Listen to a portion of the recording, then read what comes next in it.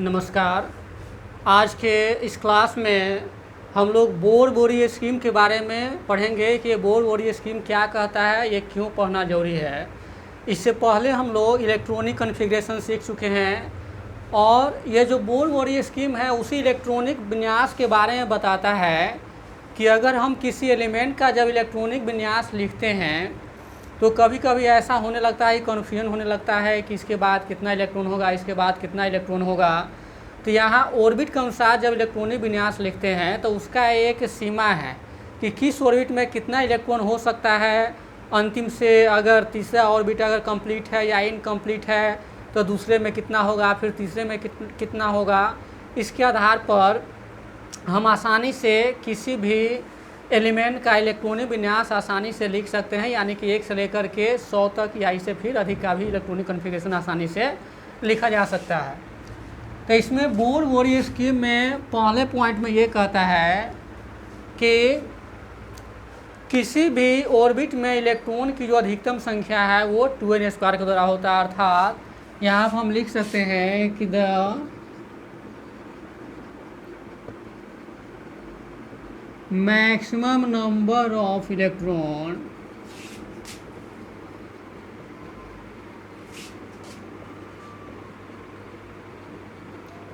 present in any orbit is 2n², where n be the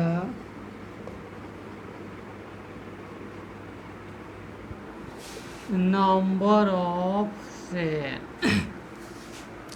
इसका मतलब हुआ कि किसी भी ऑर्बिट में जो अधिकतम इलेक्ट्रॉन की जो संख्या होती है वो 2n² के द्वारा होता है, जहाँ नंबर ऑफ शेल है। तो इस प्रकार से अगर हम लेते हैं तो ये अगर पहला ये k है तो इसमें 2 होगा, ये अगर l है तो इसमें 8 होगा, ये अगर m है तो इसमें 18 होगा और ये अगर n है तो इसमें 32 होगा। तो ये पहला ऑर्बिट हुआ, ये दूसरा हुआ, ये तीसरा हुआ और इस तरह से ये चौथा है। मान लें कि ये न्यूक्लियस है यहाँ पर।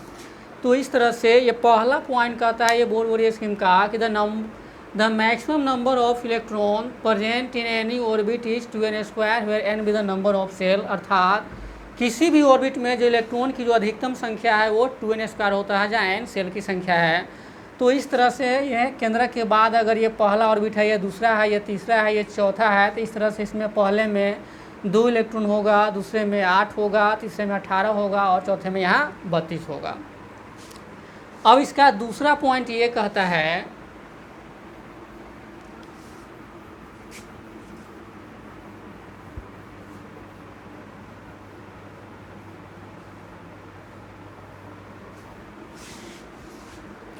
अब इसमें दूसरा पॉइंट कहता है कि किसी भी तत्व के अंतिम ऑर्बिट में 8 इलेक्ट्रॉन से ज़्यादा नहीं हो सकता और अंतिम से पहले वाला में 18 से ज़्यादा नहीं हो सकता। तो उसी को दूसरे पॉइंट में हम लिखते हैं कि last orbit will not occupy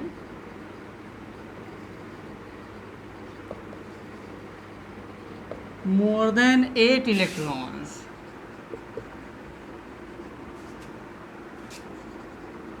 and before last orbit more than 18 electrons। अर्थात अंतिम कक्ष में 8 इलेक्ट्रॉन से ज़्यादा नहीं हो सकता और अंतिम से पहले वाला में 18 इलेक्ट्रॉन से ज़्यादा नहीं हो सकता। पहले नियम में हम लोग नियम जाना कि किसी भी ऑर्बिट में जो इलेक्ट्रॉन की जो अधिकतम संख्या है वो 2n² के द्वारा होता है, जिसमें पहले में 2, दूसरे में 8, फिर 18, फिर 32। फिर दूसरे पॉइंट ये कहता है कि last orbit will not occupy more then 8 electrons and before last orbit more than 18 electrons. अर्थात अंतिम कक्ष में 8 इलेक्ट्रॉन से ज़्यादा नहीं हो सकता और अंतिम से पहले वाला में 18 इलेक्ट्रॉन से ज़्यादा नहीं हो सकता। जैसे यहाँ हम देख रहे हैं कि यहाँ फास्फोरस के अगर हम 15 लिखते हैं तो 2 8 और यहाँ 5 हो गया। फिर इसी प्रकार से यहाँ आर्गन 18 के अगर हम लिखते हैं तो 2 8 8 ये हो गया। अगर फिर आगे आता है पोटेशियम का अगर 19 का आता है तो यहाँ 2 8 8 1 होगा। फिर यहाँ कैल्शियम 20 के आता है तो हो जाएगा 2 8 8 2। तो इस दूसरे नियम के अनुसार कहता है कि अंतिम कक्ष में 8 इलेक्ट्रॉन से ज़्यादा नहीं होगा। जब अंतिम कक्ष में 8 इलेक्ट्रॉन जब हो जाएगा तो वो आगे के ऑर्बिट में उसमें इलेक्ट्रॉन भरेगा। तो यहाँ हम देख रहे हैं कि फास्फोरस का अगर 15 है तो 2 8 5 16 होगा। तो यहाँ 2 8 6 2 8 7 फिर 2 8 8। फिर यहाँ अंतिम में जब 8 इलेक्ट्रॉन पूर जाता है तो जो आने वाला इलेक्ट्रॉन होगा वो फिर अगले ऑर्बिट में भरेगा। तो इस तरह से पोटेशियम के यहाँ 19 है तो 2 8 8 1 यहाँ 2 8 8 2 हो जाता है। तो ये कहता है कि अंतिम इलेक्ट्रॉन अंतिम ऑर्बिट में 8 इलेक्ट्रॉन से ज़्यादा नहीं हो सकता और अंतिम से पहले वाला में 18 इलेक्ट्रॉन से ज़्यादा नहीं हो सकता। फिर एक आगे नियम कहता है कि अगर अंतिम से तीसरा ऑर्बिट अगर कंप्लीट है, यानी कि अंतिम से तीसरा मान लिए कि 1 2 3 अंतिम से ये तीसरा हुआ। फिर कहता है कि अंतिम से अगर तीसरा ऑर्बिट अगर कंप्लीट है तो अंतिम ऑर्बिट में 2 इलेक्ट्रॉन से ज़्यादा नहीं हो सकता और तब तक ज़्यादा नहीं हो सकता जब तक कि अंतिम से दूसरे में 18 इलेक्ट्रॉन हो नहीं जाता है। तो ये फिर हम लोग यहाँ तीसरे नियम को लिखेंगे।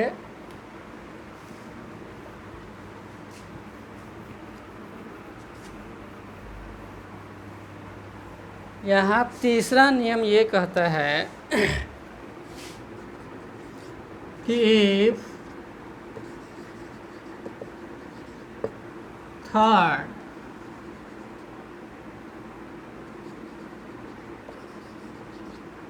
from the last orbit is complete,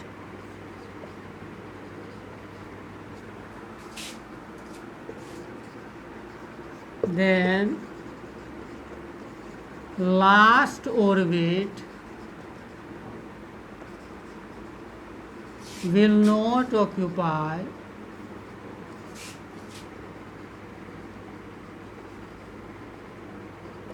more than 2 electrons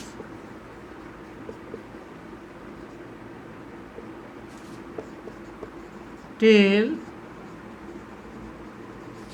second from the last will occupy 18 electrons।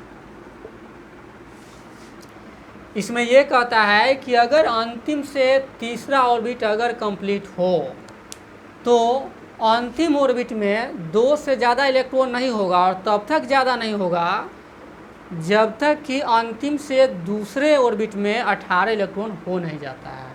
यही कहता है। इसी को लिखा गया है if third from the last orbit is complete then last orbit will not occupy more than 2 electrons till second from the last orbit will occupy 18 electrons।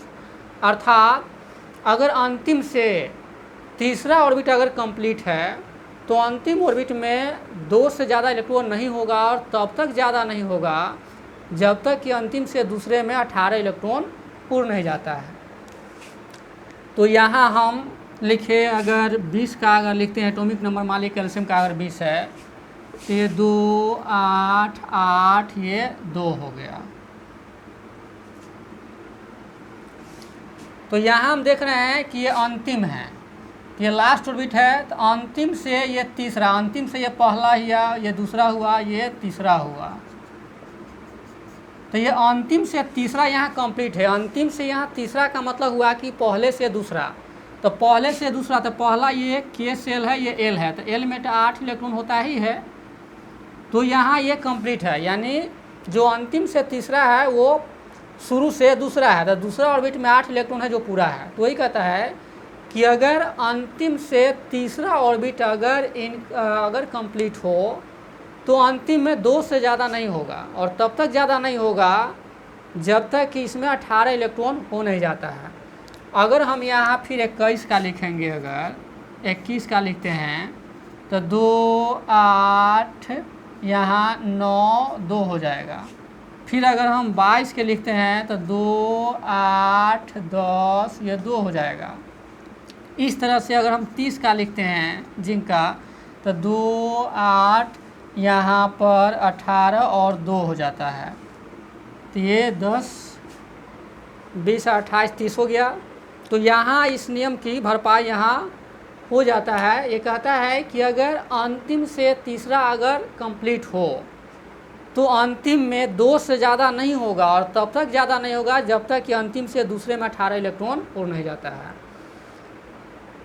वही कहता है यहाँ कि third from the last orbit is complete, अगर अंतिम से तीसरा complete है, then last orbit will not occupy more than 2 electrons, तब अंतिम में 2 से ज़्यादा इलेक्ट्रॉन नहीं हो सकते टिल, यानी जब तक second from the last orbit will occupy 18 electrons, अर्थात अंतिम से दूसरा में 18 इलेक्ट्रॉन हो नहीं जाता है।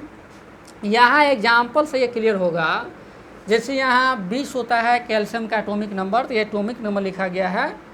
तो यहाँ 2 8 8 2, तो यहाँ हम देख रहे हैं कि अंतिम से ये तीसरा ऑर्बिट हुआ, तो ये कंप्लीट है। चूँकि अंतिम से ये तीसरा है तो शुरू से ये दूसरा हुआ, तो दूसरा में 8 इलेक्ट्रॉन होता है। तो यहाँ अंतिम से जो तीसरा है वो कंप्लीट है, चूँकि इसमें पूरा 8 इलेक्ट्रॉन है, तो इसमें 2 से ज़्यादा नहीं होगा, और तब तक ज़्यादा नहीं होगा जब तक इसमें 18 हो नहीं जाता। जब 18 हो गया तो फिर वो इसमें भरना शुरू हो जाएगा। तो ये नियम यही कहता है। यहाँ देख रहे इसमें 2 है तो फिर 21 का इसमें 2 रहेगा, इसमें 9 भरता चला जाएगा, फिर 22 का हो जाएगा 10, 23 का हो जाएगा 11 12, इस तरह से फिर जिंक का 30 का हो जाएगा 18। तो अभी तक हम लोगों ने यहाँ 3 नियम जाना। फिर अभी इसमें एक नियम और है। पहला नियम हम लोग जाने बोर बोरी स्कीम में, ये बोर बोरी ने मिलकर के ये स्कीम दिया था इलेक्ट्रॉनिक विन्यास के स्टेबिलिटी के बारे में, कि कैसे हम अधिकांश एलिमेंट का इलेक्ट्रॉनिक विन्यास बिना किसी कन्फ्यूजन के आसानी से बहुत ही कम समय में लिख सके, और किस ऑर्बिट में कहाँ से कहाँ तक इलेक्ट्रॉन हो सकता है, इसके लिए काफ़ी महत्वपूर्ण चीज़ है ये। तो पहला नियम हम लोगों ने ये जाना कि किसी भी ऑर्बिट में इलेक्ट्रॉन की अधिकतम संख्या एक फार्मूला 2n² के द्वारा होता है, जहाँ n नंबर ऑफ सेल है अर्थात सेल की संख्या है। तो इस तरह से 2 8 18 और 32। दूसरे में हम लोगों ने ये जाना कि अंतिम इलेक्ट्रॉन में, अर्थात किसी भी एलिमेंट के या किसी भी एटम के अंतिम ऑर्बिट में 8 इलेक्ट्रॉन से ज़्यादा नहीं हो सकता, और अंतिम से पहले वाला में 18 से ज़्यादा नहीं हो सकता। फिर आगे हम लोग जाना कि जब अंतिम में 8 इलेक्ट्रॉन जब हो जाता है किसी ऑर्बिट में, तो आने वाला जो इलेक्ट्रॉन होगा वो नेक्स्ट ऑर्बिट में भरेगा। जैसे यहाँ हम लोग देख लिए कि अंतिम में यहाँ जब 8 हो गया तो आने वाला इलेक्ट्रॉन यहाँ भर रहा है इसमें। फिर इसमें एक नियम और कहता है जस्ट इसी की तरह, कि अगर अंतिम से तीसरा, इसमें कंप्लीट था उसमें इनकम्प्लीट रहेगा, अगर अंतिम से अगर तीसरा इनकम्प्लीट हो तो अंतिम ऑर्बिट में 2 इलेक्ट्रॉन से ज़्यादा नहीं होगा, और अंतिम से दूसरे वाला में 8 या 9 इलेक्ट्रॉन से ज़्यादा नहीं होगा, तब तक ज़्यादा नहीं होगा जब तक कि अंतिम से तीसरा कंप्लीट नहीं हो जाता है। तो ठीक इस नियम को हम इस प्रकार भी लिख सकते हैं,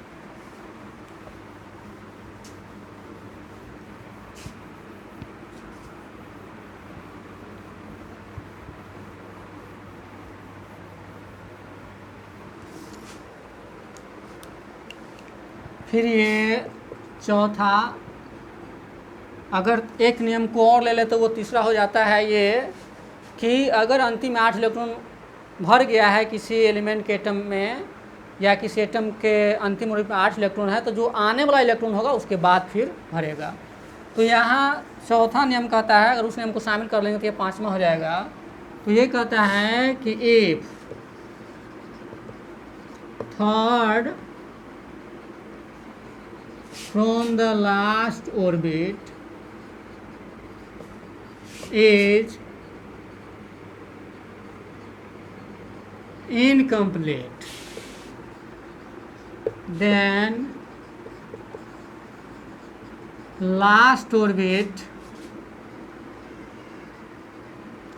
will not occupy more than 2 electrons and second from the last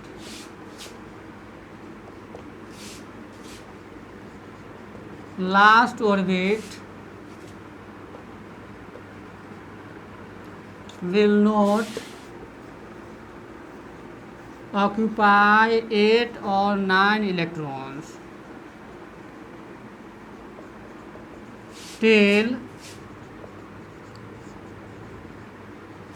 third from the last orbit will be completed। इसमें ये कहता है कि अगर अंतिम से तीसरा ऑर्बिट अगर कंप्लीट हो इनकम्प्लीट हो यानी अधूरा हो, तो लास्ट ऑर्बिट में 2 इलेक्ट्रॉन से ज़्यादा नहीं होगा, या इसमें कर सकते हैं 2 या 3 से ज़्यादा नहीं होगा, और अंतिम से दूसरे में 8 या 9 इलेक्ट्रॉन से ज़्यादा नहीं होगा, और तब तक ज़्यादा नहीं होगा जब तक कि अंतिम से तीसरा पूरा हो नहीं जाता है। जैसे मान लिए कि अगर हम यहाँ 54 ये जेनॉन का होता है, इसको हम खींचते हैं तो 2 8 18 18 8, तो ये 10 20 30 40 146 ये 8 हो गया, आपको 54 हो गया ये।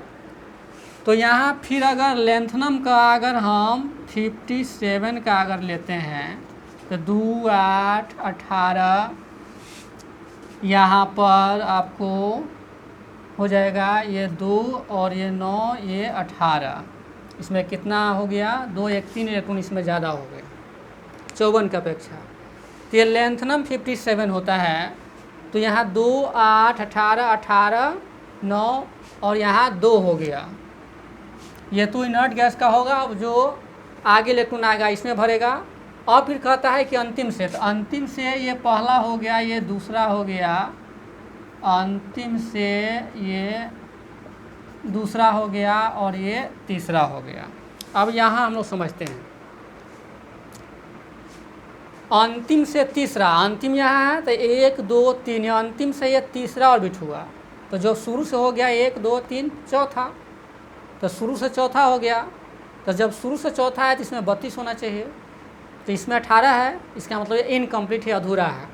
तो नियम कहता है कि अगर अंतिम से तीसरे ऑर्बिट में अगर अधूरा हो यानी इनकम्प्लीट हो, तो अंतिम ऑर्बिट में 2 से ज़्यादा नहीं होगा, और अंतिम से पहले वाला में यानी अंतिम से दूसरे वाला में 8 या 9 इलेक्ट्रॉन से ज़्यादा नहीं होगा, और तब तक ज़्यादा नहीं होगा जब तक ये पूरा नहीं हो जाता, यानी कि इसमें 32 इलेक्ट्रॉन भर नहीं जाता है।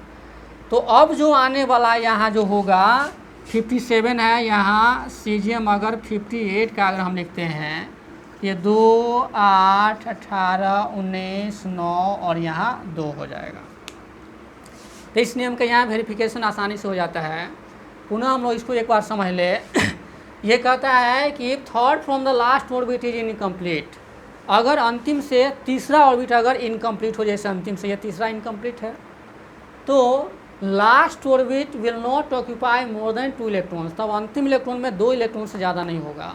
और second from the last orbit will not occupy 8 और 9 इलेक्ट्रॉन्स, और अंतिम से दूसरे में 8 और 9 इलेक्ट्रॉन से ज़्यादा नहीं होगा, तब तक ज़्यादा नहीं होगा। फिर कहता है कि till third from the last orbit will be completed, यानी अंतिम से तीसरा कंप्लीट नहीं हो जाता है। यहाँ एग्जाम्पल से ज़्यादा समझदारी है। यहाँ इसमें हम क्या देख रहे हैं कि ये लेंथनम है, लेंथेनाइट्स का ये पहला मेंबर है। तो ये 1 2 3 4 5 इसमें 6 ऑर्बिट दिखाई दे रहा है। तो जब यहाँ अंतिम से हम लेते हैं तो अंतिम से ये पहला हो गया, ये दूसरा हो गया, ये तीसरा हो गया, तो शुरू से 1 2 3 ये चौथा हो गया। तो जब अंतिम से तीसरा ऑर्बिट है तो ये हो गया शुरू से चौथा ऑर्बिट, तो चौथा में आपको 32 इलेक्ट्रॉन होता है, तो जो कि 32 होना चाहिए 18 है, तो वो इनकम्प्लीट है।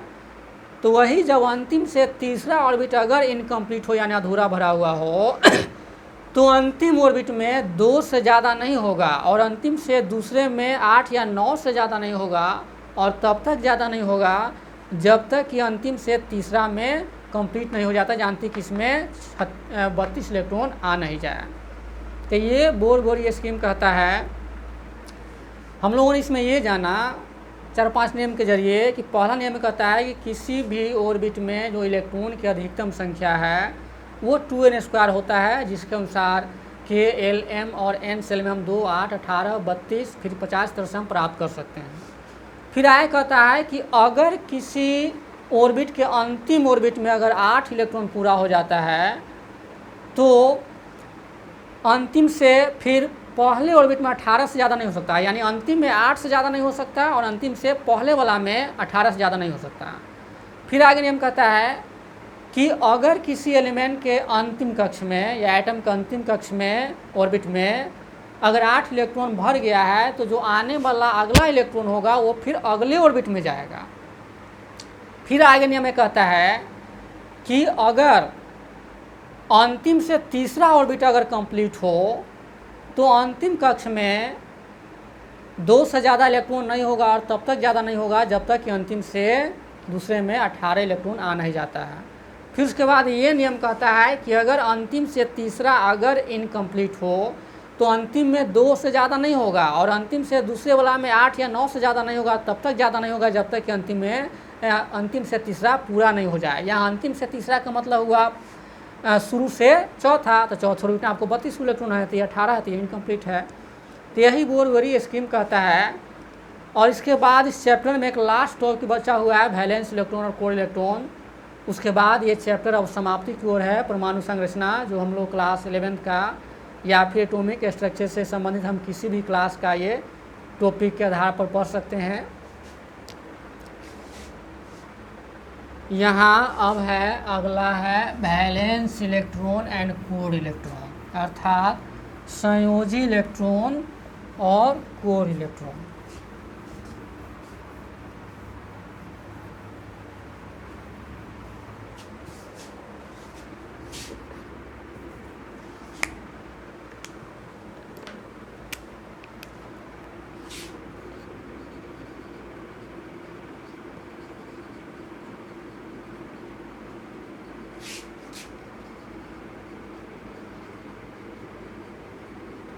जिसको संयोजी इलेक्ट्रॉन तथा कोर इलेक्ट्रॉन कहा जाता है।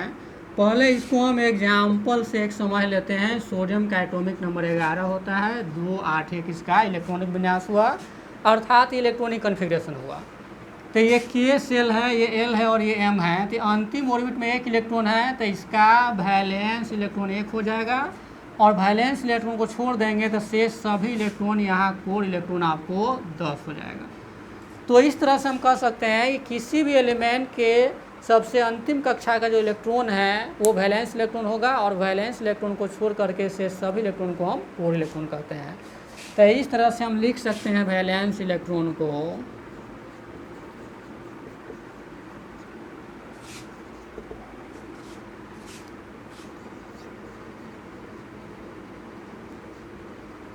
The number of electrons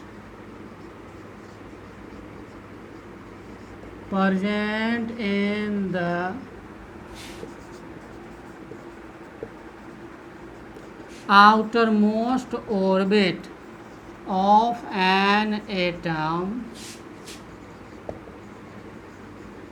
is called valence electron. अब कोर इलेक्ट्रॉन हो जाएगा, यानी कि the rest of the electron will be core electron. यहाँ पर लिखेंगे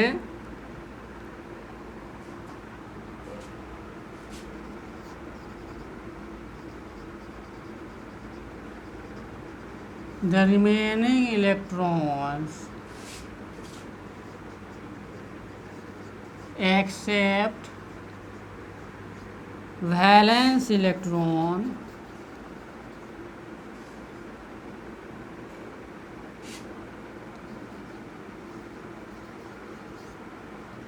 is called कोर इलेक्ट्रॉन। यानी वैलेंस इलेक्ट्रॉन को छोड़ करके जो शेष सभी इलेक्ट्रॉन होगा वो कोर इलेक्ट्रॉन होगा। तो इस तरह से यहाँ एक एग्जाम्पल में क्लियर है कि अंतिम कक्षा जो ऑर्बिट होगा उसमें जो इलेक्ट्रॉन होगा वो वैलेंस इलेक्ट्रॉन होगा और उसको छोड़ के शेष सभी इलेक्ट्रॉन होगा वो कोर इलेक्ट्रॉन होगा। जैसे मान लिए कि अगर हम एक और एग्जाम्पल यहाँ कैल्शियम को ले लेते हैं तो 2 8 8 2, इसका वैलेंस इलेक्ट्रॉन हो गया 2 और कोर इलेक्ट्रॉन हो गया आपको 18। फिर एक नियम कहता है कि ये तो 1 से 20 तक हम आसानी से निकाल सकते हैं। फिर कहता है कि अगर डी ऑर्बिटल अधूरा भरा हुआ हो तो डी ऑर्बिटल के इलेक्ट्रॉन को भी हम वैलेंस इलेक्ट्रॉन में जोड़ देते हैं। ये 20 के बाद आपको आएगा ये। तो पुनः हम उसको जान ले कि जो किसी भी एटम का जो सबसे लास्ट ऑर्बिट अर्थात आउटर मोस्ट ऑर्बिट का जो इलेक्ट्रॉन होगा वो वैलेंस शेल कहलाता है और उसके इलेक्ट्रॉन को वैलेंस इलेक्ट्रॉन कहेंगे। और वैलेंस इलेक्ट्रॉन को छोड़ करके जो अंदर वाला ऑर्बिट का जो इलेक्ट्रॉन होगा वो कोर इलेक्ट्रॉन होगा।